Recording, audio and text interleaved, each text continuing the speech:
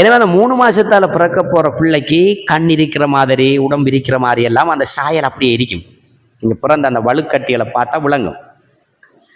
அந்த பிள்ளைக்கு அடக்கம் செய்யும் போது பெயர் வைத்து தான் அடக்கணும்.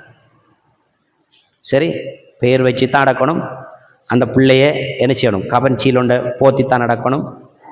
அதெல்லாம் செய்தான் செய்யணும். ஒரு ஆளுக்கு என்ன செய்யணும்? நம்ம முழுமையான ஆளுக்கு பிள்ளைகளை தூக்கிட்டு பிள்ளைகளுக்கான கடமைகள காலத்தை போயிட்டா நமக்கு சுமைகள் ஆகிடுமோ என்று சிலர் இருக்க செய்கிறாங்க. எனவே நாங்கள் பிள்ளைகள் பெற்றெடுக்கிறதுல என்ன சிறப்பு இருக்குன்னு முதல்ல பார்க்கணும். பார்த்தோம்னா அல்லாஹ் குர்ஆன்ல சொல்றான், வானங்கள் பூமியும் அல்லாஹ்வுக்கே உரியது. அவன் நாடியவர்களுக்கு பெண் குழந்தைகளை அளிக்கிறான், நாடியவர்களுக்கு ஆண் குழந்தைகளை அளிக்கிறான். இதுல 2 விஷயம் இருக்கு. ஒன்று, அல்லாஹ் எங்களை பிள்ளைகளை பெற்றெடுங்கன்னு சொல்றான். அப்பதான் இந்த உம்மத்து பிரியும் கூடுதலாகும். எனவே ஒரு பிள்ளைய பெற்றெடுக்கிறது கட்டாயம், வாஜிப். ஒரு ஆண் மீதும் ஒரு பெண் மீதும் திருமணம்ங்கிற ஒரு ஒப்பந்தத்தின் அடிப்படையில் இருவரும் இணைந்து ஒரு ஆணையும் ஒரு ஆணையோ பெண்ணையோ பிள்ளைகளை பெற்றெடுக்கணும். அதிகமான பிள்ளைகளை பெற்றெடுக்கணும் என்று இஸ்லாம் சொல்லுது. நம்ம காலத்தில் இருக்கிற சமூக சூழலில் இருக்கின்ற சில நேரம் பொருளாதார சிக்கல் அல்லது உடலியல் நோய் அல்லது வாழுகின்ற சமூக சிக்கல் என்கிற இந்த விஷயங்கள் எல்லாம் ஒரு பிள்ளையை பெற்றெடுப்பதற்கு காரணங்களாண்டா இல்லை, அப்படி மார்க்கம் சொல்லலை என்கிற விஷயத்தை தான் நான் பார்க்கணும். அப்ப அன்பு செலுத்தக்கூடிய அதிகமான பிள்ளைகளை பெறக்கூடிய பெண்களை மணந்து கொள்ளுங்கள். நபி ஸல்லல்லாஹு அலைஹி வஸல்லம் சொன்னாங்க, ஃபன்கிஹுல் வுலூத் அல் வுதூத். அரபு வார்த்தைகளை போடாம தமிழை மட்டும் போட்டிக்கணும். அந்த ஹதீஸ் எப்படி சொல்லுதுண்டா, அபூதாவுதுல வரக்கூடிய ஹதீஸ், ஃபன்கிஹுல் வுதூத் அல் வுதூத், அன்பு செலுத்தக்கூடிய அதிகமான பிள்ளைகளை பெறக்கூடிய பெண்களை பார்த்து திருமணம் முடித்துக் கொள்ளுங்கள். நான் பிற சமூகங்களுக்கு முன் பெருமை அடிப்பேன், ஏனென்றால் அதிகமான சமூகம் என் சமூகம் என்று நபி ஸல்லல்லாஹு அலைஹி வஸல்லம் அவர்கள் மறும நாளையில என்ன செய்வாங்களாம் சொல்லுவாங்க. ஒவ்வொரு நபிக்கு பின்னாலேயும் அவங்களோட உம்மத்து வருவாங்க. ஒவ்வொரு நபிக்கு பின்னாலேயும் அவங்களோட உம்மத்து வருவாங்க. ஒரு நபி வருவார், அவருக்கு கீழே ஒரு 3 பேர் தான் இருப்பாங்க. இன்னும் ஒரு நபி வருவார், அவருக்கு பின்னால் ஒரு 9 பேர் இருப்பாங்க. இன்னும் ஒரு நபி வருவார், ஒரு சிறிய கூட்டம் இருக்கும். இன்னும் ஒரு நபி வருவார், கொஞ்சம் அளவான கூட்டம் இருக்கும். நபி ஸல்லல்லாஹு அலைஹி வஸல்லம் வருவார்கள், மடை சூழ்ந்த சமூகம் இருக்கும், அதிகமான மக்கள் வாழ்வாங்க. நபி அவர்களுக்கு மட்டும்தான், மற்றவர்கள் எல்லாருக்குமே கொஞ்சம் கொஞ்சம் தான். அதனாலதான் நபிகளா சொன்னாங்க, மறுமை நாளையில என்னுடைய சமூகத்தை பார் யா அல்லாஹ் என்று அல்லாஹ்விடத்தில் நான் பெருமையாக சொல்வேன். எனவே அதிகம் பிள்ளைகளை பெற்றெடுத்துவார். இப்ப கேள்வி என்னன்னா, அன்பு செலுத்தக்கூடிய 2 நிபந்தனை போட்டிக்கிறாங்க. ஒன்று அன்பு செலுத்தக்கூடியது, 2வது அதிகமா புள்ள பெறக்கூடியது. அன்பு செலுத்துறதையும் பார்க்கல, அதிகமா புள்ள பெறதையும் பார்க்கல. 2 எப்படி போய் பாக்குறது? பிரச்சனை உண்டிக்க திருமணம் முடிக்கிறதுக்கு ஒரு பெண்ணை பேசும்போது இது அதிகமா அன்பு செலுத்தும், இது அதிகமா புள்ள பெருக்க வேண்டிய எப்படி பாக்குறங்கிற ஒரு கேள்வி உங்களுக்கு வரும். அதைத்தான் நபி ஸல்லல்லாஹு அலைஹி வஸல்லம் ஒவ்வொருபட்ட ஹதீஸ்களில் சொன்னார்கள். ஒன்று, அதிகமா பிள்ளை எப்படி பார்க்கறதுன்னா அவங்களோட பிச்சலங்களை பார்க்கணும். அவங்களோட நானா தம்பிமார் சகோதரம் சகோதரிகளை பார்க்கக்குள்ள அதிகமா பிள்ளை பெற ஒரு குடும்பமா இருந்திருக்கும். அதான் அவங்கள பார்த்துக்கொள்றது. அன்பு செலுத்துறதை எப்படி பார்க்கிற?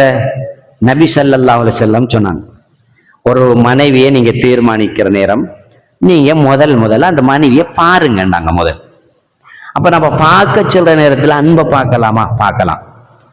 எப்படி பார்க்கலாம்? அன்றுதான் போறோம், முதல் பார்த்த உடனே அன்பை தூக்கி செலுத்துவாங்க. அது பொய்யாவும் இருக்கலாம், மெய்யாவும் இருக்கலாம். எப்படி பார்க்க? அப்பதான் நபி ஸல்லல்லாஹு அலைஹி வஸல்லம் அவங்களோட வரலாற்றை எங்களுக்கு சொல்றாங்க. எப்படி? அன்னை கதீஜா ரலியல்லாஹு தஆலா வசதி கூடியதாக இருந்தும் வயதில் கூடியதாக இருந்தும் அவர் என்னோடு பழகிய முறையில் அன்பிருப்பதை நான் அறிந்தேன். முதலாவது. 2வது, அன்பில் அதிகமாக இருந்தாலும் வர்ற பெண்ணுடைய அன்பு குறைவாக இருந்தாலும் ஆணின் அன்பை அதனோடு நிகராக்கி அதை அன்பை வளர்த்துக் கொள்ளலாம் என்று நபி ஸல்லல்லாஹு அலைஹி சொன்னாங்க. அந்த வகையில தான் அந்த அன்பை நான் பார்க்கலாம். அந்த 2 நிபந்தனை நான் பார்க்கிறோம். முதலாவது அன்பிரிக்கணும், 2வது பிள்ளைகளை கூடுதலாக பெறக்கூடிய பெண்களை பார்த்து திருமணம் முடிக்கணும் என்று நபி ஸல்லல்லாஹு அலைஹி சொன்னாங்க. 3வது பார்த்தோம்னா, மனிதன் இறந்து விட்டால் அவனுடைய செயல்கள் அனைத்து நிறுத்தப்படுகின்றன. ஆனா 3 விஷயங்கள் மட்டும் தொடர்கிறது. ஒன்று தர்மம். இரண்டாவது பயனளிக்கும் அறிவு, இல்முன் யுன்தஃபஉ பிஹி. மூணாவது அவனுக்காக துஆ செய்யும் நல்லொழுக்கம் உள்ள பிள்ளை. அப்ப இந்த பிள்ளை பக்கத்துல அடுத்த சிறப்பு என்னன்னா, ஒரு பிள்ளையை பெற்றோம்னா அந்த பிள்ளை நாம மரணித்தாலும் அதுக்கு துஆ கேட்க கேட்க நம்மட கபருக்கு வரும். எனவே பிள்ளையை கட்டாயம் பார்க்கணும். சும்மா பெத்துடையலாம் வளர்க்கக்குள்ள ஒழுக்கமாக வளர்த்து நமக்காக பிரார்த்திக்கக்கூடிய பிள்ளைகளை என்ன செய்யணும், பெற்றெடுக்கணும். சரி, அப்படி திரும்ப இன்னும் ஒரு அது முஸ்லீம்ல வரக்கூடிய ஹதீஸ் இன்னும் ஒரு சிறப்பு சொன்னாங்க. யாருக்கு 2 பெண் குழந்தைகள் இருந்து அவர்கள் பெரியவர்களாகும் வரை அவர்களிடம் நன்றாக நடந்து கொள்கிறாரோ அவரும் நானும் மறுமை நாளையில் இப்படி இருப்போம் என்று 2 பேர்ல இப்படி காட்டி சொன்னாங்களாம். இது விளக்கம் என்னண்டா, முஸ்லீம்ல வரக்கூடிய ஹதீஸு 2 பொம்பளை பிள்ளைகளை பெற்று அந்த 2 மார்க்க ரீதியாக வளர்த்தெடுக்கப்பட்டால், அந்த 2 பிள்ளைகளை பெற்று மார்க்க ரீதியாக வளர்த்தெடுக்கப்பட்டதால் அந்த பெற்ற அந்த தாயும் தந்தையும் நபிகளாரோடு சொர்க்கத்தில் இருப்பார்கள். அப்ப அந்த பிள்ளைகளால் நமக்கு தந்த சிறப்பு தானே அது. ஆனா பிள்ளைய நல்லா வளர்க்கணும். அது ஆணோ பெண்ணோ சிறப்பாக வளர்த்தெடுத்தால் அந்த பிள்ளைகளால நமக்கு வரக்கூடிய சிறப்பு என்று நபி ஸல்லல்லாஹு அலைஹி வஸல்லம் சொன்னாங்க. பிள்ளையை பெற்றுக்கொள்ள சிறப்பு நான் பார்த்துட்டோம். இன்னும் உண்டு, யாருக்கு 3 பெண் பிள்ளைகள் இருந்து அவர்கள் பொறுமையுடன் வளர்த்து உணவளித்து உடையளித்து நன்றாக பராமரிக்கின்றாரோ அவர்கள் மறுமை நாளில் அவருக்கு நரகத்தில் இருந்து ஒரு திரையாக இருப்பார்கள். அப்ப 3 பிள்ளைகளை பெற்று, அது 3 பொம்பளை, இங்க பொம்பளை பிள்ளைகளை பெற்றுதான் வருது, ஆம்பளை பிள்ளை ஒன்றையும் வரலாங்க. ஏன்னா 3 பொம்பளை பிள்ளையை பெற்று வளர்க்குற பெரிய கஷ்டம். 3 பெண் பிள்ளைகளை பெற்று அந்த 3 பிள்ளைகளையும் நல்ல முறையில பராமரித்து வளர்த்தெடுத்தால் அந்த தாயும் தந்தையும் நரகத்துக்கு போக மாட்டாங்க, சொர்க்கத்துக்கு போவார்கள். அதான் நரகத்துக்கு திரையாக இருப்பார்கள் அர்த்தம் என்ன, சொர்க்கம் போவார்கள், நரகத்துக்கு போக மாட்டாங்க. ஒருவர் 2 பெண் பிள்ளைகள் இருந்தால் என்று கேட்டார். ஒருவர் எழுப்பி கேட்டாரு, யார சொல்லா 2 பொம்பளை பிள்ளைகள் இருந்தா என்று கேட்டார். அப்ப ரசூல்லா சொன்னாங்க, அவர் தானே ரசூல்லா, அதே நன்மை உண்டு. அப்ப நம்ம இந்த ஹதீஸை எப்படி எடுத்துக்கொள்ளணும், 2 பெண் பிள்ளைகளோ அல்லது 3 பெண் பிள்ளைகளோ பெற்று அந்த 3 பிள்ளைகளையோ அல்லது 2 பிள்ளைகளையோ மார்க்க ரீதியாக வளர்த்தெடுத்தால் நிச்சயமாக சொர்க்கம் இருக்கிறது. அதையும் சுனனு திர்மிதி என்ற ஹதீஸ் கிரந்தம் நமக்கு அறிவிக்குது. ஓகே தானே, விளங்கிட்டு தானே? இப்பதான் நம்முடைய இதுக்குள்ள வரப்படும். அடுத்தது திருமணமானதும் பிள்ளைக்காக பிரார்த்திக்கணும். முதல் திருமணம் ஆயிட்டா பிள்ளையை பெக்கத்துக்கு முந்தி, பெற்றெடுப்பதற்கு முன்னால முதல் பிரார்த்திக்கணும். முதல் பிரார்த்திக்கணும். சில துஆக்கள் இருக்கு பாருங்க. நபி இப்ராஹிம் அலைஹிஸ்ஸலாத்துக்கு பிள்ளை இல்லை, உங்களுக்கு தெரியும், மிச்சம் வயசு போய்தான் பிள்ளையை பெற்றெடுத்தாங்க. அவங்க கேட்ட துஆ தான், ரப்பி ஹப்லி மினஸ் சாலிஹீன், யா அல்லாஹ் சாலிஹான் ஒரு பிள்ளை எனக்கு கொடையாகத்தா என்று கேட்கணும். முதல் அழகான துஆ, சின்ன துஆ, ரப்பி ஹபிலி மினஸ் சாலிஹீன், சாலிஹானவர்களிலிருந்தும் ஒரு பிள்ளையை எனக்கு தான் என்று நபி இப்ராஹிம் அலைஹிஸ்ஸலாத்து வஸலாம் கேட்டாங்க. குர்ஆன்ல வருது. அதே ஜக்கரியா அலைஹிஸ்ஸலாத்து வஸலாம் அவர்களும் வயது முதிர்ந்த பருவத்தில் பிள்ளை பெற்றவர், 80 வயதை தாண்டி பிள்ளை பெற்ற ஒரு நபி. ரப்பி ஹபிலி மில்லதுன்க துர்ரியத்தன் தய்யிபத்தன், நல்ல ஒரு பிச்சளத்தை எனக்கு தா என்று அவரும் நினைக்கிறார். ஜக்கரியா அலைஹிஸ்ஸலாத்து வஸலாம் அவர்களும் கேட்காங்க. சரி, வேற யாரெல்லாம் கேட்கிறாங்கன்னு பார்த்தா இதுவும் ஒரு நபி கேட்டதுதான். ரப்பனா ஹப்லனா மின் அஸ்வாஜினா வ துர்ரியாத்தினா குர்ரத அயுனின், கண் குளிச்சு மிக்க பிச்சளங்களையும் மனைவியும் இணைக்குத்தா என்று கேட்காங்க.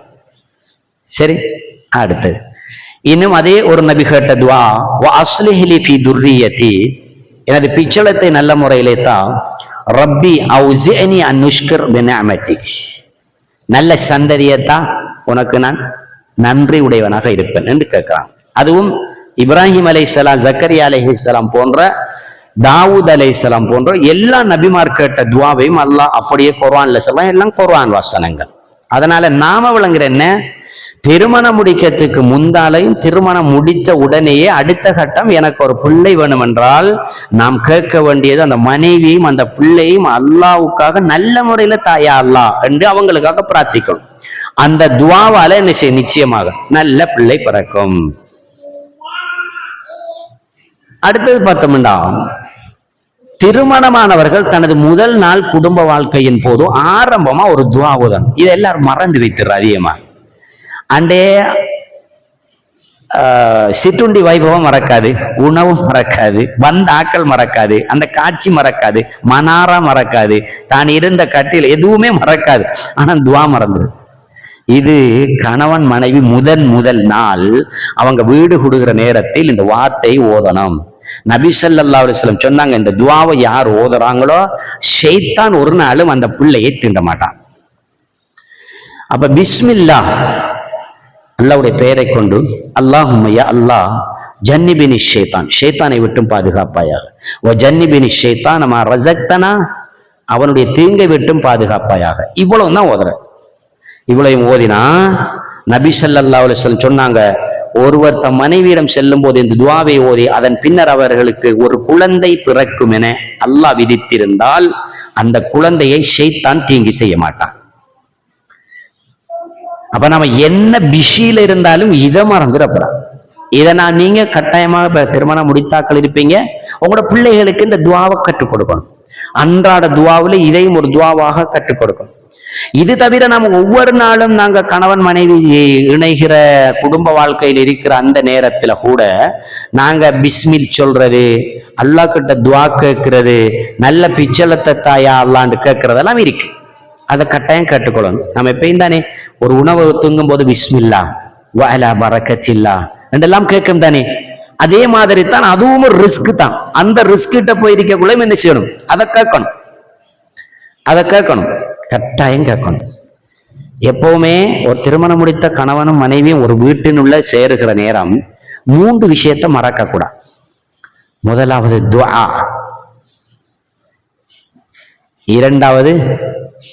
இரண்டாவது கணவனும் மனைவிக்கும் இடையில இருக்கின்ற முத்தம். நபி ஸல்லல்லாஹு அலைஹி வஸல்லம் அவர்கள் ஆயிஷா ரலியல்லாஹு தஆலா அறிவிக்கிறாங்க, வருவாங்க, நான் அடுப்பங்கரையில சமைத்து கொண்டிருப்பேன், என்னை அவர்கள் முத்தமிடுவார்கள், அந்த நேரம் நான் புரிந்து கொள்வேன் இன்றைய நாள் அவர்களுக்கு நான் தேவைப்படுகிறது என்று சொல்றாங்க ஆயிஷா ரலியல்லாஹு. அப்ப அதையும் மறக்க கூடாது கட்டாயம். வேற பிஷி வேற பிரச்சனையிலாம் அங்க வைத்திடக்கூடா. நான் போகும்போது எப்பவுமே அதற்குரிய ஒழுங்காத்தான் போகணும். தொலைவார அந்த எண்ணம், சாப்பிடுற எண்ணம் முழுமையாக அதை எண்ணிட்டு போகணும் என்கிற சம்பவத்தை தான் இங்க என்ன செய்யலாம் சொல்றான். அப்ப இந்த துஆ. அடுத்தது, ஒரு பிள்ளை பிறந்தவுடன் செய்ய வேண்டிய சுன்னாக்கள். பிறந்த பிள்ளைக்கு முதலாவது என்ன செய்யற? இனிப்பு கொடுக்கணும். கேள்விப்பட்டீங்க தானே? அப்படி கொடுப்படா இனிப்பு? இனிப்புன்னா சீனியை கொடுக்குறல, ஈச்சம்பழத்தை எடுத்து நாம சாப்பிட்டுட்டு மென்றெடுத்த அந்த மிக மிக பிள்ளைக்கு டேமேஜ் படாம கொடுக்கக்கூடிய அந்த தான் கொடுக்கணும். நபி ஸல்லல்லாஹு அலைஹி வஸல்லம் அவர்கள் அஸ்மா பின்த் அபீ பக்கர் ரலியல்லாஹு தஆலாவோட மகனை கொண்டு வந்து கொடுக்கிற போது என்ன செஞ்சாங்க? ஜுபைர் ரலிய மகனை கொண்டு வந்து ரசூல் ஸல்லல்லாஹு அலைஹி வஸல்லம் கிட்ட கொடுத்தாங்க. பெத்த உடனே கொண்டு வந்து கொடுத்தாங்க. அப்ப ரசூல் ஈச்சம்பழத்தை தின்றுட்டு தங்களோட உமீதி அதிகமாக இருக்க ஈத்தம்பழத்தின் ரசனை சேர்ந்த அந்த பகுதியை அப்படியே வாய்க்க வச்சாங்க. அப்ப முதல் பொருளை பிறந்தா ஒரு இனிப்பு கொடுக்கறது சுன்னாதான், கட்டாயம் சுன்னத். அதை இன்னாருதான் கொடுக்கணும் நாம ஆரையும் என்ன செய்யக்கூடாது. இவர் பரக்கத்துக்குரியவர், இவர் கொடுக்கணும் அப்படியெல்லாம் சேர்த்தது. ஆனா ரசூலுல்லாஹ் கிட்ட கொடுத்தது ரசூலுல்லாஹ்ட்ட பரக்கத்தை நாடித்தான். ரசூலுல்லாஹ்க்கு சமனான யாரும் இல்லையே, அப்படி நான் பார்க்க முடியாதே. அதனால நம்ம குழப்பத்தை ஏற்படுத்தக்கூடாது. சில நேரம் ஹஸ்பண்ட்ற வாப்பாட்டை கொடுக்கணும், அல்லது ஹஸ்பண்ட்ற உம்மாட்ட, அல்லது எந்த வாப்பாட்ட எந்த உம்மாட்டெல்லாம் நம்ம செய்யக்கூடாது. இதை திசை திருப்பிடக்கூடாது. யாராவது கொடுத்தா சரி, ஆனா நம்ம மனசுக்குள்ள என்ன நினைக்க வேண்டாம்? ஒரு நல்ல மனசோட இருக்கிற ஒருவர் கொடுத்தா நல்லது என்று நாம நினைச்சு கொள்ளலாம். ஏனென்றா நபி ஸல்லல்லாஹு அலைஹி வஸல்லம் கிட்ட எல்லாரும் கொண்டு போய் கொடுத்ததுக்கு காரணம் அவர் நல்ல மனசு, நல்ல பரக்கத், இருந்தத்தில இபாதத்தாளி, அப்படியெல்லாம் பார்க்கலாம். அதே மாதிரி தான் ரசூலுல்லாஹ்ட்ட கொண்டு கொடுத்தாங்க. ஜுபைர் ரலியல்லாஹு தஆலா அவங்களோட மகனை கொண்டு கொடுக்கப்பட்டது. அவரிடம் கொண்டு சென்றேன். நபி ஒரு பெரிச்சம்பழத்தை எடுத்து மென்று அதன் சாற்றை குழந்தையின் வாயில் முதலில் வைத்தார்கள். பின்னர் அவருக்காக துஆ செய்தார்கள். அப்படியான ஒரு ஆளா தான் இருக்கணும். நல்ல நிறைந்த மனசோட இந்த பிள்ளை நல்ல எதிர்காலத்தோட இருக்கணும் என்று நமக்கு வாழ்த்தாக செல்ற ஒருவர்கிட்ட கொண்டு போய் கொடுக்கலாம், அல்லது அந்த வாப்பா கொடுக்கலாம், அந்த உம்மா கொடுக்கலாம். அப்படியே அந்த பிள்ளைக்கு வச்சுட்டு போற. சரி, அதை சாப்பிட்றதுக்கு கொடுக்குற பிள்ளை அது மென்றெடுக்கும். அதான் முதலாவது உணவு அந்த பிள்ளை உணவு. சரி, அது இது இந்த ஹதீஸ் உங்களுக்கு தெரியும், சுனன் முஸ்லிம்ல அந்த ஹதீஸ் வருகிறது. அதே மாதிரி அபு மூஸா அஷ்அரி ரலியல்லாஹு தஆலா அவங்க சொல்றாங்க, எனக்கு ஒரு ஆண் குழந்தை பிறந்தது, நான் அதனை நபி ஸல்லல்லாஹு அலைஹி வஸல்லம் அவரிடம் கொண்டு சென்றேன். நபி அவருக்கு இப்ராஹிம் என்று பெயரிட்டார்கள். பேரிச்சம்பழத்தால் தஹ்னீக் செய்து, தஹ்னீக் என்று சொல்றா ஈச்சம்பழத்தை மிக மிக நுண்ணியமாக எடுத்து வாயில் உள்ள வைக்கிறார், அதுதான் தஹ்னீக், ஒரு பிள்ளைக்கு கொடுக்குற சாப்பாடு. அவருக்காக பரக்கத்து துவாவும் செய்தார்கள். அப்ப 3 விஷயம் நடந்திருக்கு. ரசூலுல்லாஹ் கிட்ட ஒரு பிள்ளையை கொண்டு கொடுத்த உடனே தஹ்னீக் என்ற ஈச்சம்பழ சாறை கொடுத்துள்ளார்கள். 2வது பேர் வச்சிருக்கிறாங்க. 3வது துவா ஓதிருக்கிறாங்க. இந்த ஹதீஸ் முஸ்லிம்ல வருது, சஹீஹ் முஸ்லிம் என்ற கிரந்தத்துல இந்த நம்பர்ல வருது அந்த ஹதீஸ். சரிதானே? அப்ப நான் முதலாவது கொடுக்கிற சமன் தஹ்னீக் என்ற உணவு பதார்த்தம். அதே மாதிரி இன்னும் இருக்கு. அனஸ் இப்னு மாலிக் ரலியல்லாஹு தஆலா சொல்றாங்க, அபூ தல்ஹாவின் மகன் பிறந்த போது அவரை நபி அவர்களிடம் கொண்டு வந்தேன். நபி பேரிச்சம்பழத்தை மென்று குழந்தையின் வாயில் வைத்தார்கள். பின்னர் அவருக்கு அப்துல்லா என்று பெயர் வைத்தார்கள். அப்ப ரசூலுல்லாஹ் வச்ச பேர் 2 பேர் இங்க காட்டப்படுது. ஒன்று இப்ராஹிம் என்ற ஒரு பிள்ளைக்கு வச்சிருக்கிறாங்க, இங்க அப்துல்லா என்று வச்சிருக்கிறாங்க. இதுவும் புகாரி முஸ்லிம் போன்ற கிரந்தங்களில் வர்றத பார்க்கலாம். அதே போல அபு உசைத் அந்த சஹாபி சொல்கிறார், என் மகனை நபி அவர்களிடம் கொண்டு வந்தேன். நபி ஸல்லல்லாஹு அலைஹி வஸல்லம் அவர்கள் தம் மடியில் அமர வைத்தார்கள், தன் மடியில தூக்கி வச்சது. பின்னர் பேரிச்சம்பழத்தால் தஹ்னீக் செய்தார்கள். இதுவும் புகாரி முஸ்லிம்ல வரக்கூடிய செய்தி. பிறகு என்ன செஞ்சிருக்காங்க, பேரிச்சம்பழ சாட்டை கொடுத்திருக்கிறாங்க என்ற அந்த ஹதீஸை நாங்க பார்க்கணும். அப்ப முதலாவது விஷயம், ஒரு பிள்ளை பிறந்தா தஹ்னீக் என்ற உணவு கொடுப்பது. 2வது விஷயம் முடி இறக்குவது, தலைமுடிய இறக்கிறது. இது எப்ப இறக்குற? 7ஆம் நாள். எப்போது? 7ஆம் நாள். அது சம்பந்தமா என்ன ஹதீஸ் வருதுன்னு பார்ப்போம். அப்ப ஒரு சஹாபி அறிவிக்கிறார் பாருங்க, ஒவ்வொரு குழந்தையும் அதன் அகீகாவுடன் பிணைக்கப்பட்டுள்ளது. அதன் 7வது நாளில் அதற்காக அறுக்கப்படும், அதற்கு பெயர் சூட்டப்படும், அதன் தலைமுடியும் அகற்றப்படும். இந்த ஹதீஸ் கொமனா 3 அம்சங்களையும் சேர்த்து வருது. இமாம் அபூதாவுத் இமாம், திருமதி இமாம், நசாஇ போன்ற இமாம்கள் இந்த ஹதீஸ் அறிவிக்கிறாங்க. ஒரு பிள்ளை பிறந்த 3 அம்சங்கள் 7வது நாள் நடந்துருச்சு. ஒன்று என்ன செஞ்சிருக்காங்க, அக்கீகா கொடுத்திருக்கிறாங்க. 2வது தலைமுடி இறக்கிருக்கிறாங்க. 3வது பெயர் சூட்டிக்கிறாங்க. இந்த 3ம் 7வது நாளில் செய்தார்கள் என்ற ஹதீஸை நாங்க பார்க்கிறோம். அப்ப முதலாவது நம்மட தலைப்பு முடி இறக்குதல். முடி இறக்கிறதுக்கான ஹதீஸ் இது. முடி இறக்கத்தான் வரும், அதுல மாற்று கருத்து இல்லை, முடி இறக்குவார்கள். இப்ப இதுல நம்ம சமூக வழக்காட்டையும் கொஞ்சம் பேசுவோம். எங்க பகுதியில் இருக்குது, முடிய இறக்கி அதற்கு சமனான பாரத்துக்கு வெள்ளி அல்லது தங்கத்தை கொடுக்கணும் அப்படிங்கிற ஒரு சம்பிரதாயம் ஒன்று சமூகத்தின் மத்தியில் இருக்கு. அது போய் அப்படி ஒரு ஏற்பாடு இல்லை. முடிய இறக்கி முடிக்கு தகுதியான எதையாவது தர்மம் செய்யணும் என்ற ஒன்று அப்படி இல்லை. முடிய இறக்கி நீங்க புதைச்சுட்டா சரி, அது ஒரு பெரிய காபத்துள்ளாவில் கொண்டு கொடுக்குற சாமான் இல்லை. அது புள்ளட வயிற்றுனுள்ள இருந்த முடி, அந்த முடியை நாம் என்ன செய்யறோம், 7வது நாள் இறக்கி விடுறோம், அவ்வளவுதான். அதுல வேற ஒன்றுமே இல்லை. அதனால முடி இறக்கிறதுக்கு பகரமாக கொடுக்குறதோ, தங்கம் கொடுக்கிறதோ, வெள்ளி கொடுக்கிறதோ, தர்மம் செய்யறதோ, அதை ஒரு சிறப்பாக காண்றதோ, அண்டைக்கு பெரிய விழா வைக்கிறதோ, இன்னும் ஒருவருக்கு சாப்பாடு வழங்குறதுங்கிறதெல்லாம் மார்க்கத்தில் இல்லை என்கிற விஷயத்தை நாம் செய்யணும். 3வது விஷயம் அக்கீகா கொடுத்தல். பிள்ளைக்கு அக்கீகா கொடுக்கிறது கட்டாயம் கொடுக்கத்தான். நபி ஸல்லல்லாஹு அலைஹி வஸல்லம் சொல்றாங்கன்னே, ஒவ்வொரு குழந்தையும் அதன் அக்கீகாவுடன் பிறக்கிறது. அப்ப ஒவ்வொரு பிள்ளையும் பிறக்கக்குள்ள அடகு வச்ச மாதிரி பிறக்கலாம். அக்கீகா கொடுக்கணும் என்று, அக்கீகா கொடுத்தா அந்த பிள்ளை நிரபராதியாக மாறுகிறதா. இதான் அந்த ஹதீஸ் விளக்கம். அப்ப ஆண் குழந்தை பிறந்தா உங்களுக்கு தெரியும் 2 ஆடுகள், பெண் குழந்தை பிறந்தால் ஒரு ஆடு கொடுக்கணும். இது ரெண்டிலையும் ஒரு சம்பிரதாயத்தில் இருக்கிற சில அம்சத்தை பார்ப்போம். அக்கீக்கா 7வது நாள் கொடுக்கணும். ஓகே, 7வது நாளுக்குள்ள எனக்கிட்ட வசதி இல்லை, நான் கடனுக்கு வாங்கணுமா, வட்டிக்கு வாங்கணுமா, கஷ்டத்தை அனுபவிக்கணுமா, ஒன்றுமே தேவையில்லை, இல்லையா விட்டுறான். இருக்குதா கொடுக்கணும், இருந்தா தான் கொடுக்கணும், இல்லாட்டி கொடுக்கணும். இல்லை, மார்க்கத்தில் அப்படி இல்லை. கடனுக்கு வாங்கணுமா, அந்த கொடுக்கக்கூடிய வாய்ப்பு இருக்கான்னு பார்த்து வாங்கலாம். கடனுக்கு கொடுக்குறேன்டா கொடுக்குறேங்கிறதுக்கு வாய்ப்பு இருக்கணும். இன்னனால எனக்கு ஏலும் கொடுக்கலாம் என்றெல்லாம் எனக்கு ஒரு வாய்ப்பு இருக்கும் என்று உணர்ந்தால் கொடுக்கறதுல குற்றம் இல்லை. இல்லைண்டா நம்மகிட்ட இல்லை, நாம கொடுக்கல அப்படி என்று நினைச்சுக்கணும். இருந்தா கொடுக்கணுமா, கட்டாயம் கொடுக்கணும். சுன்னா முஅக்கதா, சுன்னத்துன் முஅக்கதத்து, கட்டாயமான சுன்னா செஞ்சுதான் நான்.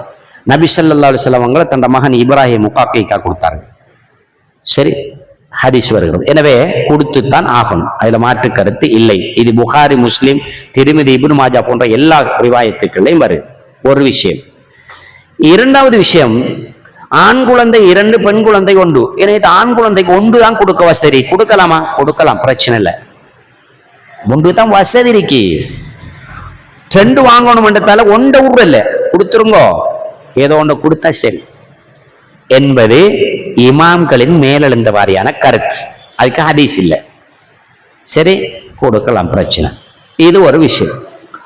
இன்னொரு விஷயம் என்னன்னா, சிலர் சொல்லிக் கொள்ளுறாங்க காசு கிடைக்கும் போது அது எத்தனை வயதிலேயாவதோ அது மரணிக்கிறதுக்கு முன்னால கொடுக்கத்தான் வேணும் என்று சிலருடைய கருத்துக்கள் இருக்கிறத பார்க்க. அப்படி ஹதீஸ்ல நான் பார்க்கல. இஸ்லாத்தில சிலது நேரம் குறிப்பிடப்பட்டிருக்கு. லொஹருடைய வக்தி தான் தொடரும், அஸ்ரா அஸ்ருடைய வக்தி தான் தொடரும். அக்கீக்காக்கா அக்கீக்கு தான் கொடுக்கணும். அதே மாதிரி வலிமாவா வலிமட டேட்லாம் கொடுக்கணும். அது ஒவ்வொன்றுக்கும் முஅக்கதா நேரம் குறிப்பிடப்பட்டிருக்கு. எனவே இங்க 7ஆம் நாள் கொடுத்ததுன்னு நான் பார்த்து வர ஹதீதுகள்லாம் வருது. அதற்கு பிறகு முன் கொடுத்ததெல்லாம் ஹதீதுல வரல. அதனால குறிப்பிட்ட தினத்தில் வசதி இருந்தால் கொடுங்கள், ஏனைய தினத்தில் கொடுக்க வேண்டும் என்கிற அந்த இதை நாம் ஆதாரத்தை கண்டுகொள்ளவில்லை என்கிற விஷயத்த நாங்க பார்க்கலாம். சரி, அதுல டவுட் இருந்துச்சுன்னா பிறகு சொல்லுங்களா, குறிச்சு வைங்கோ, லாஸ்ட்ல கேட்கிறேன். அடுத்தது பெயர் வைத்தல். வேகமா போய்த்திருக்கும், என்ற பின்னித்தான் ஒரு கேள்விகளை வச்சுதான் அடுத்து பேசலாம். பெயர் வைத்தல், நல்ல பெயர் வைக்கணும். ரசூலுல்லாஹி ஸல்லல்லாஹு அலைஹி வஸல்லம் சொல்றாங்க என்னண்டு,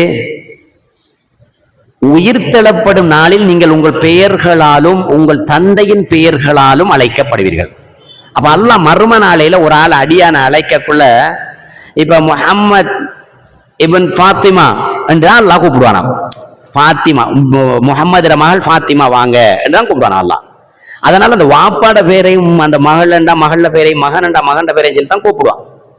எனவே நீங்க நல்ல பேரை வச்சுக்கொள்ளுங்க, நாளையில மறுமையில அல்லாஹ் கூப்பிடுவான். பேர் பிள்ளைகிட்ட பேர் வைக்கணும் கட்டாயம்.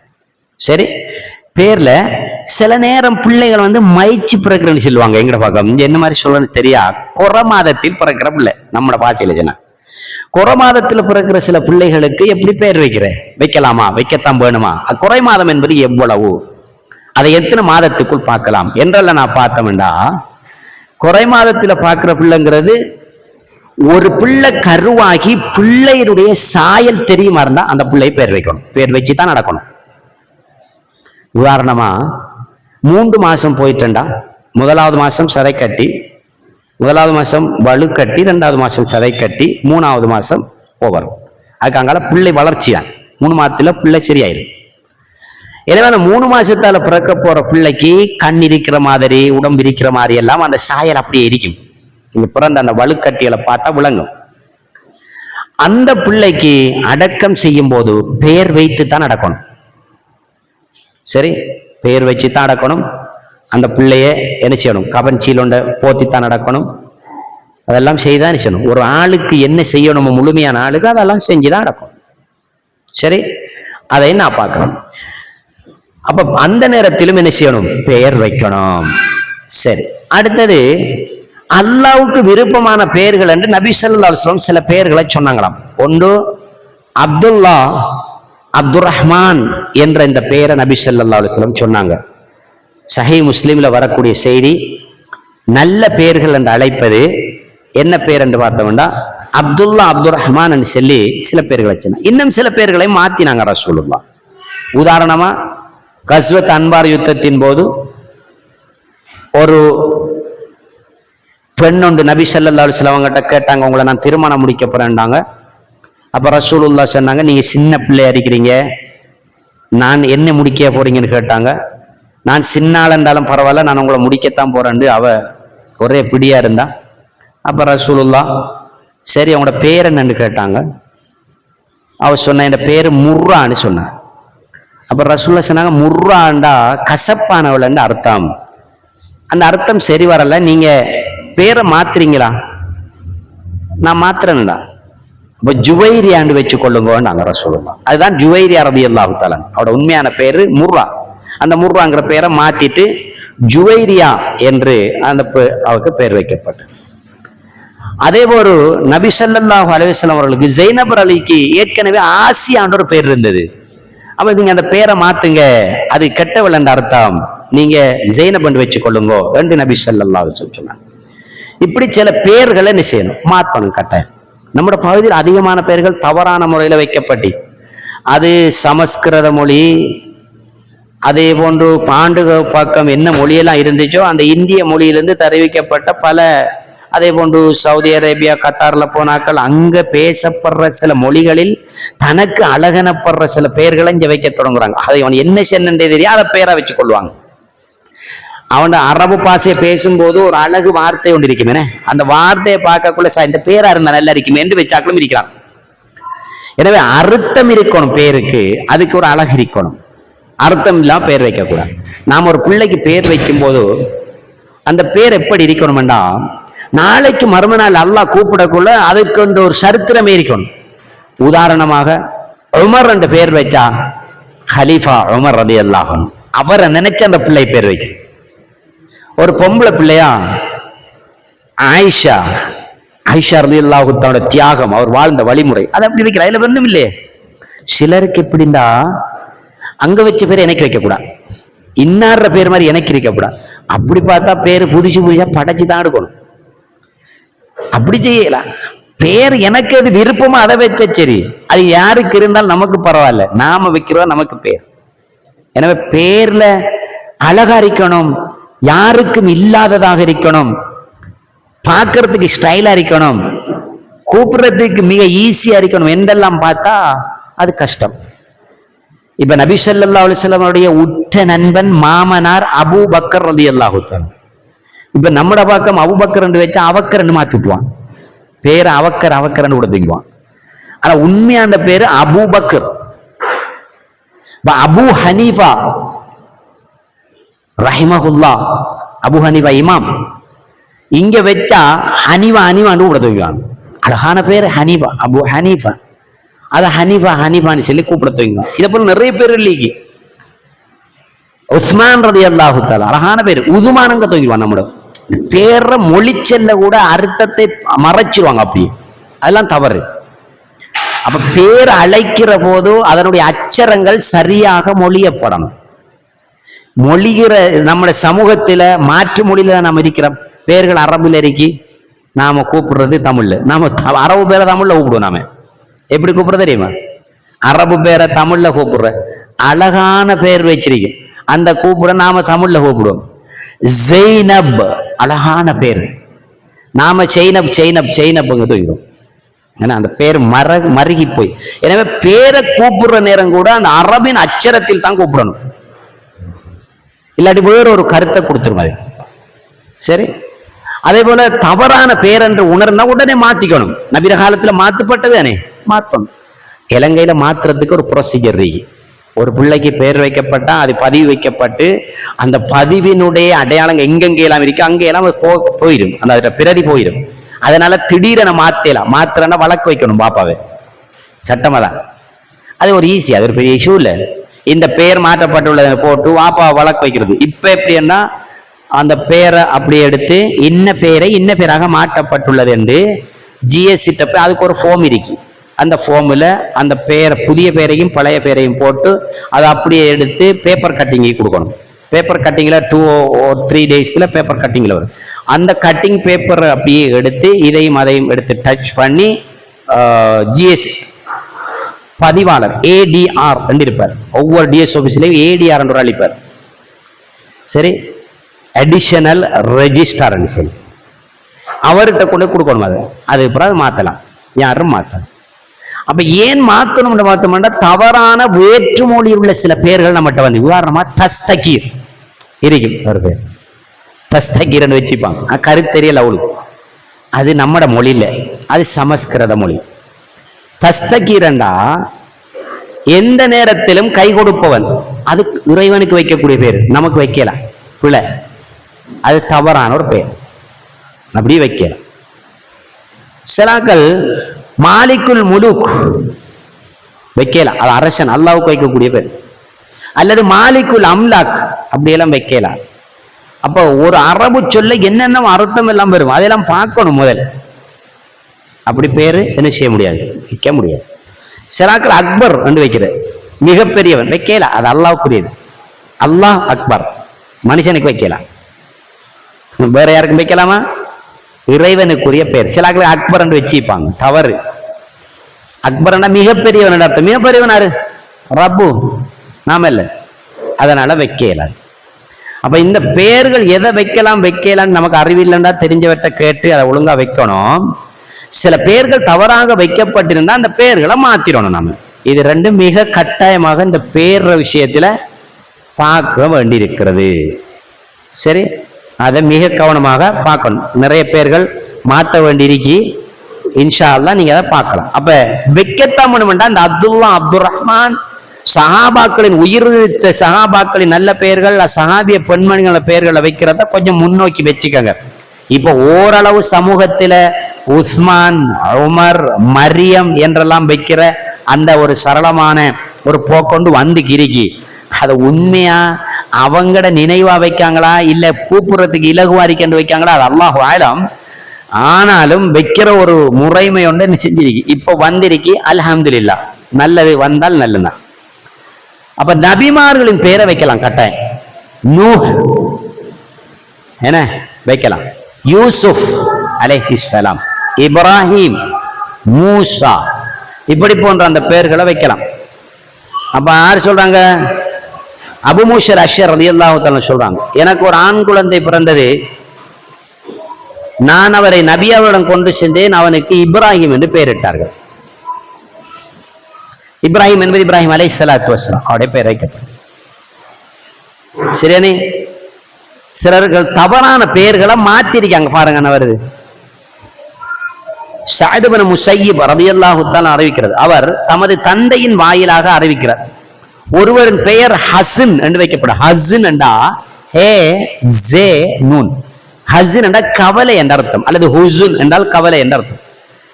அப்ப இந்த நேரத்தில் நபி ஸல்லல்லாஹு அலைஹி வஸல்லம் அவர்களுடைய பெயரை சஹில், இலகுவானது, எளிமையானது என்று நீ வச்சுக்கொள் என்றாங்க நபி ஸல்லல்லாஹு. புகார்ல வாரசை அவ பெயர் மாற்றப்பட்டீங்க இல்லையா? அந்த நேரமும் பெயர்களை நிச்சயப்பட்டு மாற்றப்பட்டிருக்கிறது.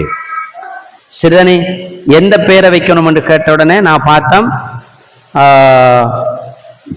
அப்துல்லா, அப்துல்லா, அதே போன்று அப்துல் ரஹ்மான் என்பதை வைக்கப்படும் என்று சொல்லப்பட்டிருக்கிறது.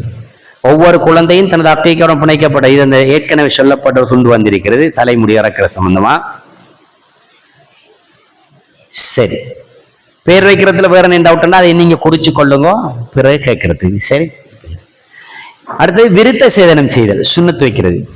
நாம சொல்ற சுண்ணத்து வைக்கிறது தமிழ்ல உண்மையா அதுக்கு விருத்த சேதனம் செய்தலாம் சொல்றோம்.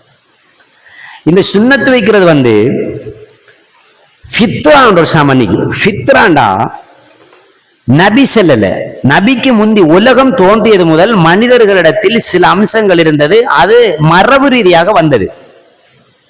அத இஸ்லாம் தடை செய்யவும் இல்லை, இஸ்லாம் தடை செய்யல, அதனால அது இருக்கத்தான் வேணும். அது என்னன்னு பார்த்தோம்னா ஃபித்ரா என்பது 5 அம்சங்கள் இருக்காம். அது 10 அம்சங்கள் என்று இன்னொரு ஹதீஸ்ல வருகிறது. இதுல 5 அம்சம் சொல்றாங்க. ஒன்று விருத்த சேதனம் செய்தல், சுண்ணத்து வைக்கிறது.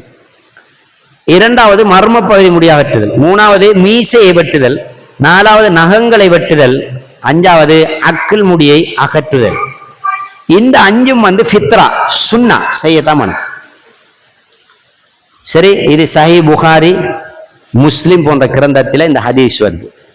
இந்த 5 கட்டாயம் செய்யணும். 10 வாரத்துல நகன் பட்டுதல் வருது,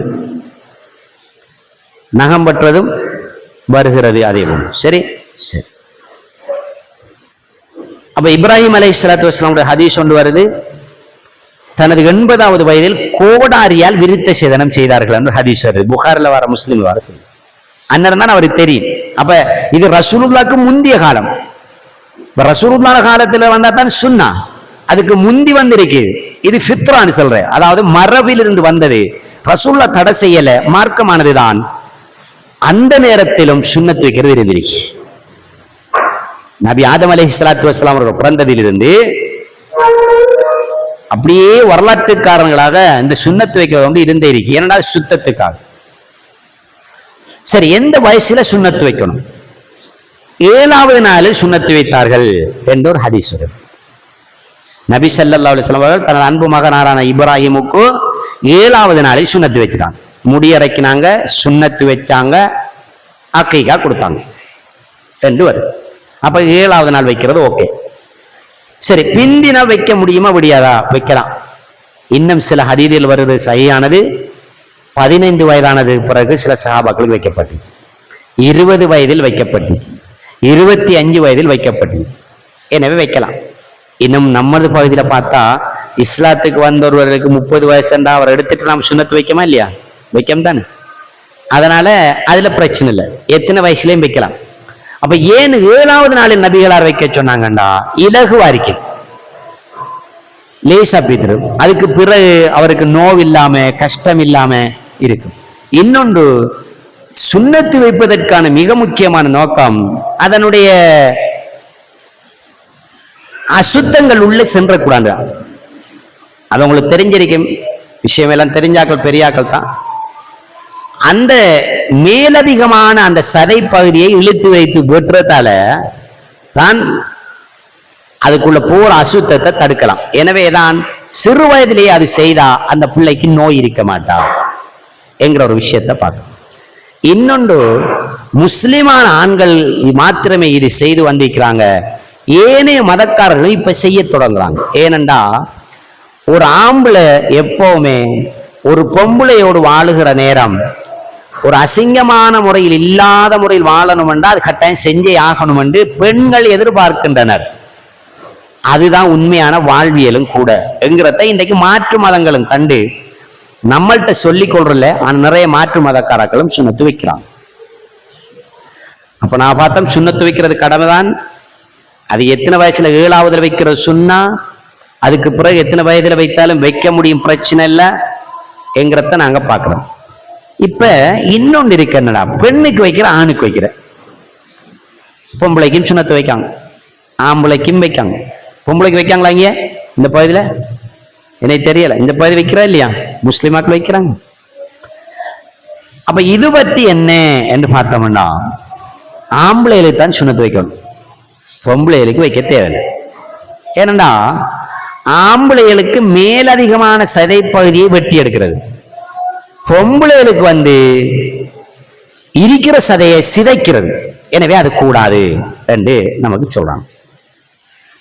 இருக்கிற பகுதியை சிதைக்கிறதால என்ன நடக்குதுண்டா, இந்த முழுமையான ஆசையோடு வாழ்கிற ஒரு போக்கு இருக்க மாட்டார். அதனாலதான் இஸ்லாமிய பெண்கள் ஒரு குறிப்பிட்ட வயசு வரும் வரைதான் அவர்கள் உணர்வுகளோடு இருக்கிறார்கள். குறிப்பிட்ட வயசை தாண்டி போனா உணர்வுகளை இழந்து அவங்க வயது போயிட்டு என்ற ஒரு நிலைக்கு தன்னை உணர்ந்து கொள்கிறார்கள் என்ற அந்த செய்தியை விஞ்ஞான ரீதியாக நாங்க ஆய்வு செய்து பார்த்தோம். நபி ஸல்லல்லாஹு அலைஹி வஸல்லம் காலத்துல பெண்களுக்கு வச்சதாக நாம ஹதீஸை பார்க்கல, ஆண்களுக்கு மட்டும்தான் வைக்கப்பட்டிருக்கிற ஹதீஸை தான் நாங்க பார்த்தோம். ஆனால் இமாம்கள் எங்களுக்கு சொல்லும் போது சொல்றாங்க, இதைத்தான், ஆண்களுக்கு மேலதிகமான சதை வெட்டத்தான் வேணும், பெண்களுக்கு அது சதை அல்ல, அது இருக்கிற உறுப்புல சிதைவு புண்ணாக்கப்படுகிறது, எனவே கூடா என்று சொல்றாங்க. இவ்வளவுதான் இங்கு விளங்கிக் கொள்ளலாம். அடுத்தது என்னன்னு பார்த்தோம்னா, நல்ல பழக்க வழக்கங்களை பிறகு பிள்ளைகளுக்கு நாம சொல்லிக் கொடுக்கணும். அதுக்கு பக்கத்துல நல்ல பழக்க வழக்கங்களை சொல்லிக் கொடுக்கிறது. முதலாவது, பிள்ளைகளுக்கு உண்ண பழக்கணும், கட்டாயமாக உண்ண பழக்கம். மகன் வலது கையால சாப்பிடணும். முதல் கையை கழுவணும், வலது கையால சாப்பிடணும், உங்களுக்கு முன்னுக்கு இருக்கிற சாப்பாடை சாப்பிடணும் என்றெல்லாம் மற்றவர்கள் பக்கம் போகக்கூடாது. ஏன் நபி ஸல்லல்லாஹு அலைஹி வஸல்லம் அவர்கள் அனஸ் ரலியல்லாஹு தஆலா அன்ஹு, அதுவன் இப்னு உமர் ரலியல்லாஹு தஆலா அன்ஹு தன்னுடைய வளர்ப்பு மகனுக்கெல்லாம் இந்த உணவுன்ற பழக்கத்தை பழக்கிறாங்க. அதெல்லாம் நாமளும் கட்டாயம். எனவே அந்த உணவு, முதலாவது உணவுன்றது, அதுல கட்டாயம் இந்த சஹான் சாப்பாட்டு முறை வீடுகளில் கொண்டு வாங்க. ஏற்கனவே நான் உங்களுக்கு சொன்னா தெரியல, இன்னைக்கு இந்த சஹான் சாப்பாட்டு முறை வீட்டுகளுக்கு கொண்டாங்க கட்டாயம். ஒரே சஹான்ல உம்மா பாப்பா பிள்ளைகள் எல்லோரும் உட்கார்ந்து சாப்பிடுறது கடும் கட்டாயம். நபி ஸல்லல்லாஹு அலைஹி வஸல்லம் யுத்த காலத்துல கூட சஹான்லாம் சாப்பிட்டுக்கிறாங்க. ஒரு பெரிய சீலில போட்டுட்டு எல்லாரும் வந்துருந்து சாப்பிடுங்க. அப்ப இந்த கூட்டு சாப்பாடுங்கிறது ஒரு பெரிய அந்யோன்யத்தையும் நெருக்கத்தையும் அன்பையும் இந்த கட்டாயமா செய்யும். எனவே அந்த பிள்ளைகளுக்கு என்னென்ன எல்லாம் வழங்குமெண்டா, ஒரு கூட்டாக சாப்பிடுகிற போது அதுக்கு இருக்கிற பொருட்களை எல்லாரும் பகிர்ந்து உண்ணணும். உம்மாக்கு கொடுக்கணும், பாப்பாக்கும் கொடுக்கணும். ஏன்னா ஒரு உம்மாவும் பாப்பாவும் சாப்பிடும் போது அவங்களுக்கு ரெண்டு பிரத்தியமா எடுத்து சாப்பிட மாட்டாங்க, பிள்ளைகள் சாப்பிடட்டுமேன்னு கொடுப்பாங்க. அப்ப அந்த விட்டு கொடுக்கும் மனப்பான்மை. ஒரு கணவனும் மனைவியும் சாப்பிடுற நேரம் கூட இருவரும் சாப்பிடுறதுல ரெண்டு பேருக்குள்ளேயும் ஒரு நல்ல ஒரு விட்டு கொடுப்பு, ஒரு அண்டர்ஸ்டாண்டிங் கொண்டு வரும். அப்ப இஸ்லாம் எவ்வளவு அழகா சொல்லி தந்திருக்கின்ற சஹான் சாப்பாடு சுன்னா, அதை நீங்க அப்படி பிள்ளைகளுக்கு கற்றுக் கொடுக்கணும். அப்படி எல்லாரும் உங்களோட வீட்டுகள்ல இப்ப வரைக்கும் இருக்கா இல்லையான்னு எனக்கு தெரியல, ஆனா கட்டாயமாக செஞ்சிருங்க. சரிதானே? நாங்களும் இப்போ ஒரு 26 வருடமாக சஹான் சாப்பிட எங்களை விட்டுறாங்க. நாங்கள் ஒரு நாளும் தனிச்சு சாப்பிடல, இங்க வந்தது புறம் தனியாக சாப்பிட்றோம். 26 வருஷம் இன்றைக்கும் தான், எப்பவும் தான். வீட்டில் போனா நாங்க எல்லாரும் அப்ப என்ன செய்வாங்கன்னா, பிள்ளைகள் தனியாக சாப்பிட மாட்டாங்க. நீங்க சாப்பிடுங்கன்னுட்டு நாம பயான் ப்ரோக்ராம் கொண்டு போறோம், நான் சாப்பிடுங்கன்னு சொன்னா இல்லை எங்களுக்கு கொஞ்சம் ஜாதியா இருக்கி நீங்களும் வாங்க. அப்போ 10 மணிக்கு பிறகு போனாலும் எல்லாரும் காத்திருப்பாங்க. என்ன நடக்குது? நமக்காக வெயிட் பண்றது இல்லை நோக்கம். நம்மட அந்த அன்பை விட்டு கேள வாப்போட சாப்பிடுவோமே அந்த ஒரு எண்ணம் பெரு வைபுக்கு. நீங்க சாப்பிடுங்களேன்னு சொன்ன எனக்கு வேணாம். சில நேரம் அவங்க நம்மளோட சாப்பிடாம தூங்கின காலங்களும் உண்டு. என்ன அந்த ஒரு அந்யோன்யம் என்ன செய்யும் வரும் கேட்ட. அவங்க சாப்பிடாம இருப்பாங்களே என்றுட்டு நாம எங்கேயும் சாப்பிடப்படாதே என்கிற எண்ணம் நமக்கு வரும்.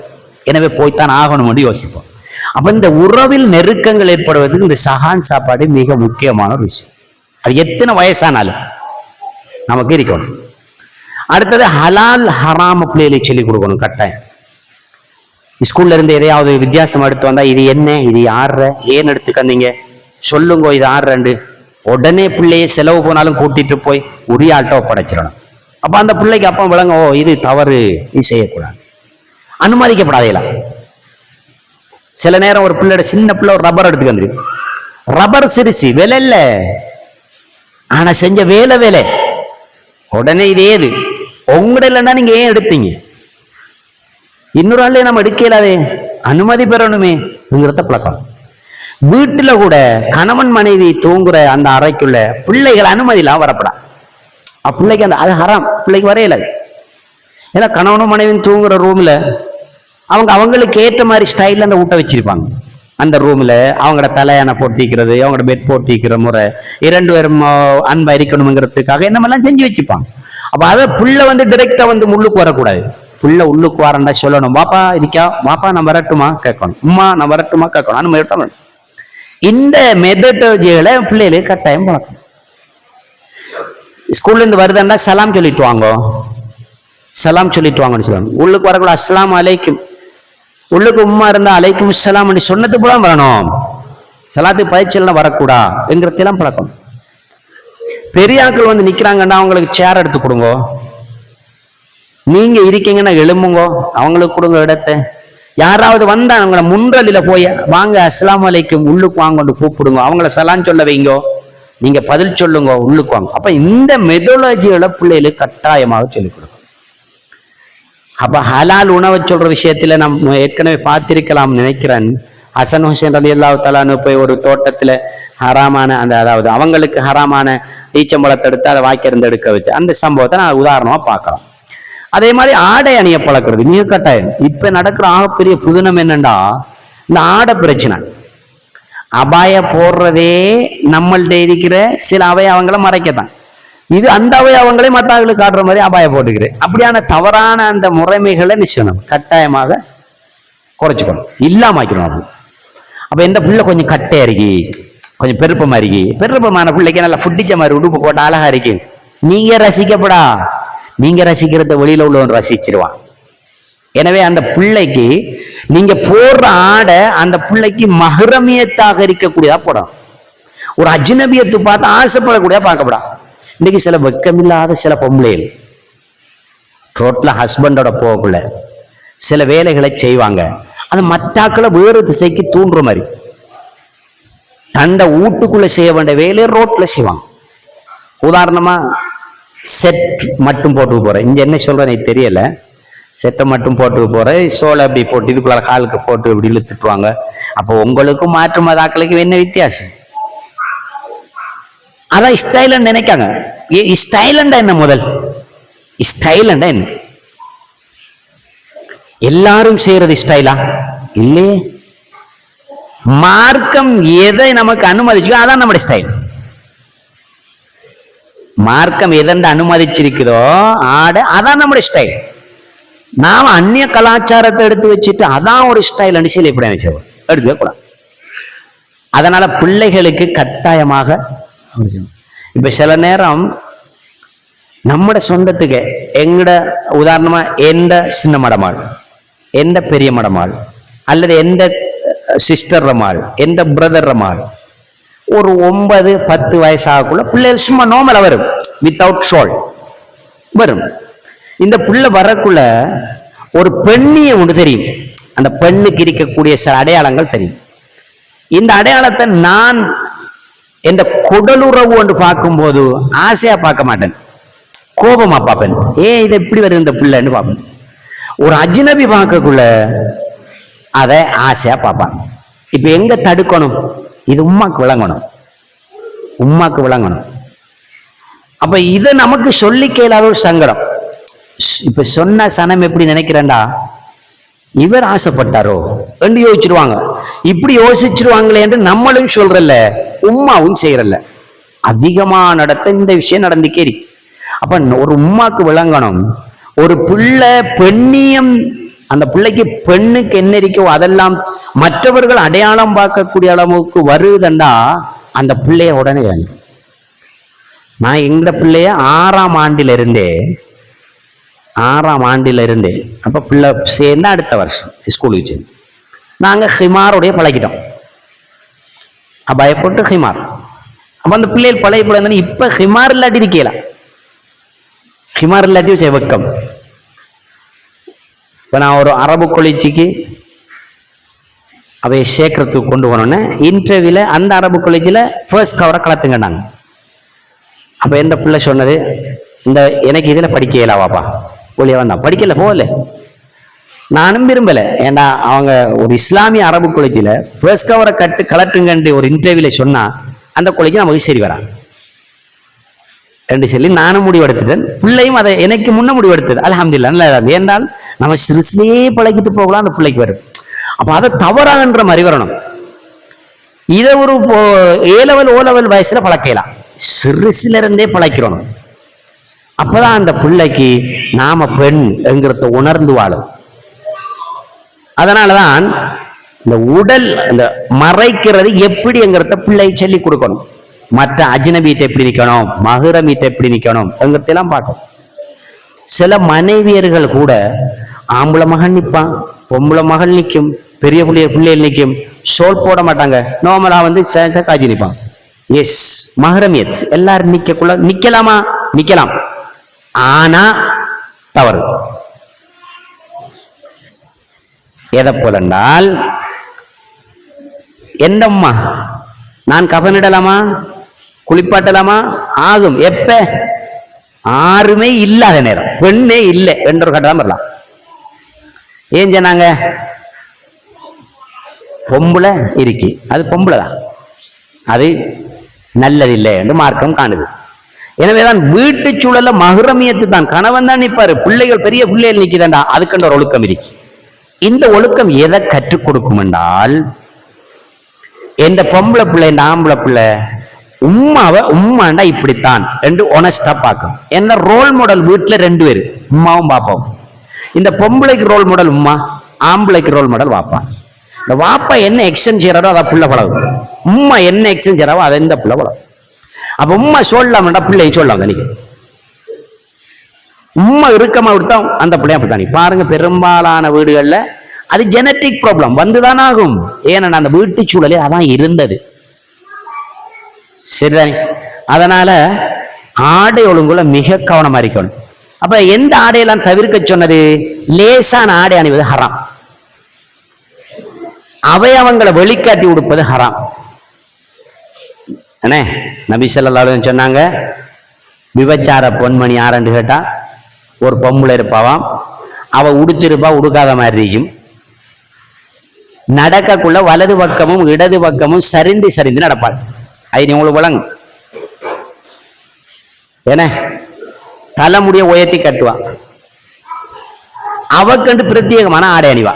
அவக்கண்டு பிரத்யேகமாண்டா இன்னாரு இது இப்படிதான் அடிவா அப்படின்னு சொல்லி அவைய காட்டுறதுக்காக ஆணை அணிவா. சிலாக்கள் லீகாங்க அப்படி நல்ல ஃபிட்டா. அது எல்லாரோடையும் சிரிச்சுக்கிறேன். ஆரை கண்டாலும் ரோட்லையும் வர போற எல்லாத்திலையும் சிரிக்கிறேன்னா பொம்பளை சிரிக்கிறது சொல்லல, ஆம்பளைய கண்டாலே சிரிச்சு சிரிச்சு காய்க்கிற. அது குழஞ்சி காய்க்கிறேன்னு சொல்லுவாங்க. சிரிச்சு சிரிச்சு காய்ச்சிக்கிறது. விரசமான வார்த்தைகளை பேசுற. விரசமான சொன்னா பெண்கள் கதைக்க கூடாத வார்த்தை, அது ஆண்களும் கதைக்க கூடாது. சில நேரம் அதை சொல்லுவாங்க, நம்ம ஓடியத்தால பேசுறேன். அந்த அந்த அந்த விரசமான வார்த்தைகள் கொண்டு பேசுற இவங்கெல்லாம் விபச்சார பெண்கள். அதே போன்று ஆண்களுக்குள்ள அத்தர் போட்டு திற பொம்பளை, இவங்களெல்லாம் விபச்சார. வாசனை போட்டு விட்டு ஆண்களுக்கு போறது அதுவும் கூட அது கட்டாயம் பழக்கணும். பிள்ளைகள் குளோன் அடிச்சு ஸ்கூலுக்கு அனுப்பாதீங்க. அங்க ஆம்பளை பிள்ளைகளுக்கு டீச்சர்ஸ் மாதிரி இருக்கிற ஹதீஸ் எப்படி வருது? யாரு அத்தர் போட்டுக்கொண்டு அந்த அத்தரை அவர் ஆம்பளை சுவாசிக்கிற அளவுக்கு இருக்குமாக இருந்தாலும் அந்த பெண் விபச்சாரின்னு வருது. அதனால அந்த விஷயத்தையும் கொஞ்சம். அப்ப நாம ஆடையில பார்த்தோம் என்னண்டா, மெல்லி ஆடை, அவயவம் தெரிகிற ஆடை, இறுக்கமான ஆடை, கலர்ஃபுல்லான ஆடை. கலர்ஃபுல்லான ஆடை, கலர்ஃபுல்லான ஆடைண்டா ஒரு நாள் ரசூல் ஸல்லல்லாஹு அலைஹி வஸல்லம் வாராங்க, ரோட்ல ஒரு பொம்பளைய பார்த்தாங்க, வாழை குருத்து பச்சைன்னு நம்ம செல்வோம், பச்சை கடுமையான அந்த சட்டையை போட்டிருந்தா பார்க்குறாங்களுக்கெல்லாம் கண் கவர்ச்சியா இருந்துச்சாங்க. கொஞ்சம் இளைஞர்களும் பார்த்து கொண்டாங்க. நபி சொன்னாங்க, இப்படி தன்னை பிரத்யேகமாக காட்டும் மாறு உடுப்பு உடுக்கிறார்கள் விபச்சாரியா நாங்கள் ரசூல் சொல்லலாம். அதனால அப்படியும் உடுப்பு உடுக்குவோம். மத்தாக்களை கவர்ற வகையில் ஆடை அணிவது கூடாது. அடுத்து பார்த்தோம் பொதுவான ஒழுக்க பழக்க வழக்கம். நான் சொன்னவங்கள்ட்ட நிறைய பொதுவான ஒழுக்க பழக்க வழக்கங்கள். யாரோட பேசணும், யாரோட பேசக்கூடாது, எப்படி பேசணும், எப்படி நிக்கணும், எப்படி இருக்கணும். பொம்பளையில் நிக்கிறதுக்கு ஒரு ஒழுங்கு இருக்கு, தனிமையில நிக்கப்படா. முதலாவது அது கூடாது, நிக்கிறதுக்கு ஒரு ஒழுங்கு. தனிமையில நிக்கக்கூடாது, இன்னொரு பெண்ணுக்கு கூட சார்ந்திருக்கணும், அல்லது குடும்ப உம்மா வாப்பா கூட தான் பிரயாணம் செல்லணும், தனிமையில பிரயாணம் போகக்கூடாது, அந்நிய ஆண்களுடன் பேசக்கூடாது. இதெல்லாம் பொதுவான ஒழுக்கங்கள். சரி, அப்படி செய்யணும். அதே போன்று மஹ்ரமியத்து அஜ்னபியத்து பார்த்து வாழணும். சரி, அப்படி இருக்கிற அந்த அந்த பண்பாடுகளை கொஞ்சம் சொல்லிக் கொடுக்கணும் கட்டாயம். அடுத்தது மார்க்கத்தின் பெயரால் மரபில் உள்ள சில பிதாத்துக்கள். இறுதியாக இதை பார்த்தீங்கன்னா, இந்த பிள்ளைக்கு 7 எடுக்கிற 40 எடுக்கிறன்னு ஒன்று இருக்க மாதிரியுமே. அந்த 7ம் 40 பிள்ளைக்கு இல்லை, அம்மாக்கு. ஏன்னு 7ங்கிறது ஒன்று வந்துச்சேண்டா, ஒரு பொம்பளைக்கு உங்களுக்கு தெரியும் 3, 7, 15, 45 அல்லது 30 இவ்வளவு நாட்களில் ஒரு மாதாந்த ருது வெளியாகும். பிள்ளை பெற்றவுடன் ஆக கூடியது 30 அல்லது 45 நாட்கள் போகும்.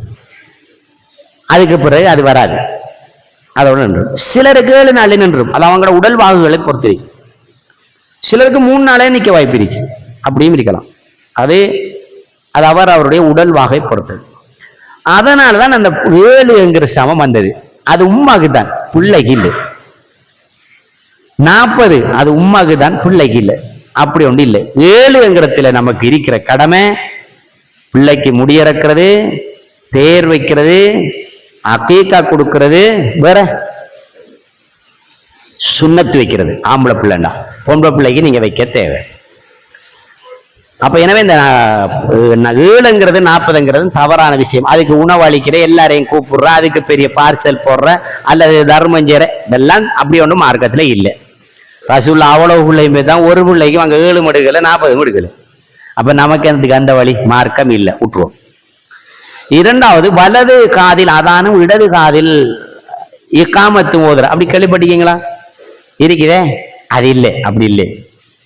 அந்த அதானும் இல்லை, இக்காமத்தும் இல்லை, அப்படி ஒன்று இல்லை. அதுக்கு நாம ஆதாரபூர்வமான இந்த செய்தியையும் பார்க்கல. அடுத்தது முடியறைக்கு அதுக்கு சமனான தங்கம் கொடுத்தல், அப்படியும் ஒன்று இல்லை. அடுத்தது காது குத்து நிகழ்வு, அப்படியும் ஒன்று இல்லை. காது குத்து நிகழ்வு என்ற ஒன்று இல்லை. ஆனா பொம்பளை பிள்ளை காது குத்தணுமா, காது குத்துங்கோ, அதுக்குன்னு ஒரு நிகழ்வு வைக்க தேவையில்லை. சிலாக்கள் ஊட்ட கட்டி போட்டு ஊடு புகு விழா அண்டு வைக்கிற, அதெல்லாம் அந்த விழாக்கள் எல்லாம் உருவாக்குற அந்நிய கலாச்சாரம், நம்மட கலாச்சாரம் இல்லை. அது இந்த பிற கலாச்சாரங்கள் தான். ஊடு புகுறதுக்கு புள்ள பூ புனித விழா அப்படி என்று விழாண்டு வைப்பாங்க பெரிய பிள்ளையான. அதே முதலா தவறு, தண்டை விட்ட புள்ள பெரிய பிள்ளையான, அது ஒரு அசிங்கம், அதெல்லாம் உள்ளுக்கு வச்சிக்க. அதே மாதிரி சுண்ணத்து வைக்கிற டைம் அது ஒரு திருமண வைபவம் மாதிரி மாத்திர, அதுவும் பிள்ளை, அப்படியும் ஒன்று இல்லை. அதெல்லாம் பிதா, அது கூடாது. சரி, அப்படியும் இல்லை. அப்ப இப்ராஹிம் அலைஹிஸ்ஸலாம் 80வது வயசுல வச்சாங்க, 80வது வயசுல கோடாரியால வச்சாங்களா? அப்ப அங்க சாப்பாடு கொடுக்கையும் இல்லை, விழா வைக்கையும் இல்லை, யாரும் வரல. சரி, அடுத்தது பிறந்த தினம் கொண்டாடுதல், அப்படியும் ஒன்று இல்லை. பிறந்த தினம் கொண்டாடுறங்கிற ஒன்றும் இல்லை. நபிக்கு கொண்டாடிக்கணும், பாத்திமர் அலியை கொண்டாடிக்கணும், இப்ராஹிம் கொண்டாடிக்கணும், தாஹிர், காசிம், இப்ராஹிம், உம்மு குல்தும் எல்லா பிள்ளையும் பிறந்தா ஒரு பிள்ளைக்கும் கொண்டாடல. அதனால நம்மளுக்கும் கொண்டாடுறதில்லை. இது கூடுமா? பிதா செய்யா, இது ஒரு கெட்ட வழிமுறை என்கிற விஷயத்தை மிக தெளிவாக நீங்க விளங்கிக் கொள்ளணும். சரி, இவ்வளவோட நான் முடிச்சு கொள்றேன் இன்ஷா அல்லாஹ். இப்ப நீங்க உங்களுடைய கேள்விகளை கேட்கலாம்.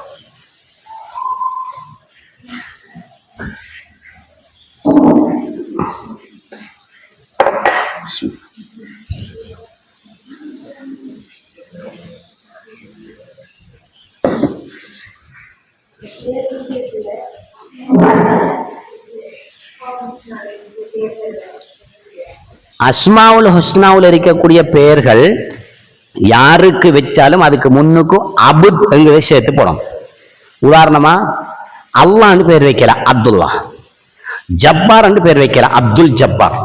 ஹக்கீம் என்று பேர் வைக்கலாம், அப்துல் ஹக்கீம். அதுல இருக்கிற 99 திருநாமத்துக்கும் முன்னுக்கும் அபுத் என்பதை போடணும்.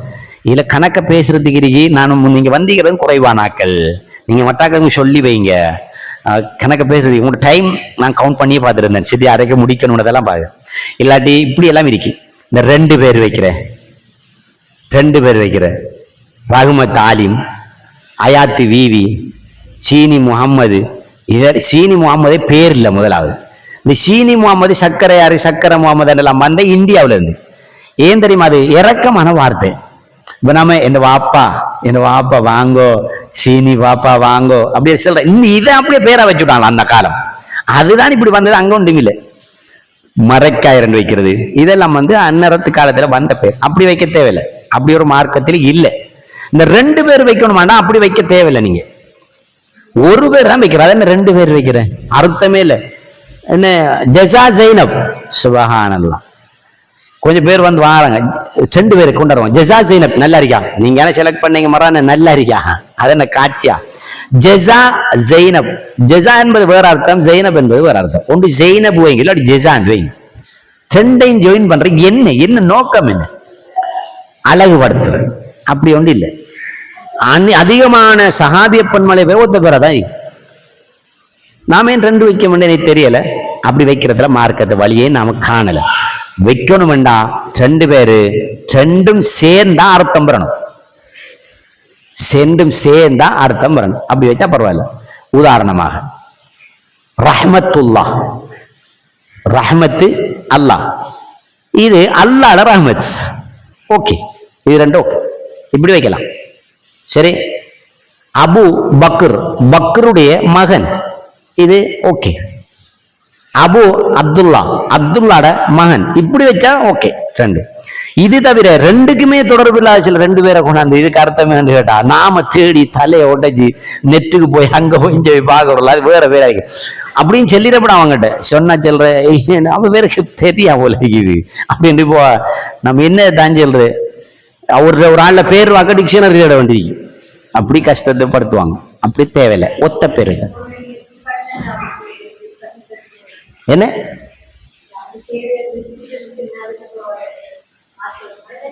இந்த தேவையில்லை. ஆனா கருத்துள்ள பேரை வைங்க. ரெட்ட பேர் வைக்கிறோம்னா கருத்து இருக்கணும், இல்லாட்டி வேலை இல்லை. ஆனா அர்த்தமற்ற பேருண்டா கருத்து மாத்தான ஆகணும்.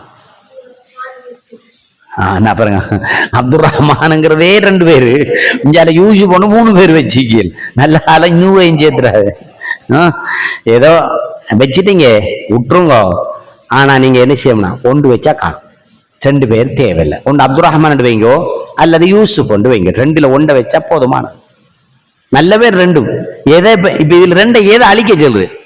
2 பேரையும் சஹாபியர் பேர். யூசுப் நபீர பேர், அப்துல் ரஹ்மான் சஹாபியர் பேர். வேற நான் பார்த்த முழுமையா எல்லாரும் நோட் பண்ணீங்க. ஏதாவது கேட்கறதா கேளுங்க.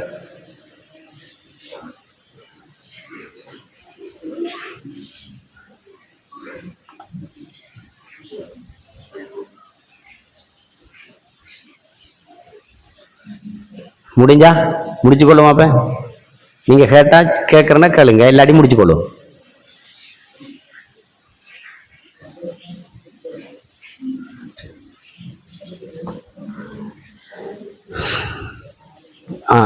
நீங்க முடிக்கலாம். கேள்விதான்.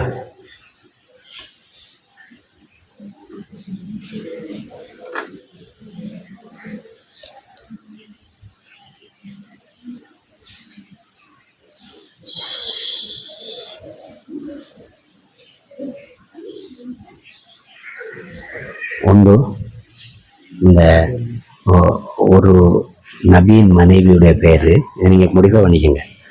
நபியோட மனைவி கட்டுடையா? கேள்வி இருக்குமா? 2 கேள்வியும் கட்டுடட்டுமா?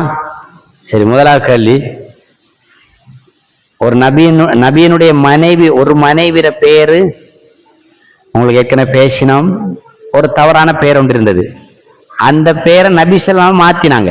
ஆரம்பத்தில் இருந்த பேர் என்ன? அதுக்கு பிறகு மாற்றப்பட்டது ஜுவைரியாண்டு. அதுக்கு முந்தி இருந்த பேர் என்ன? ஒன்று.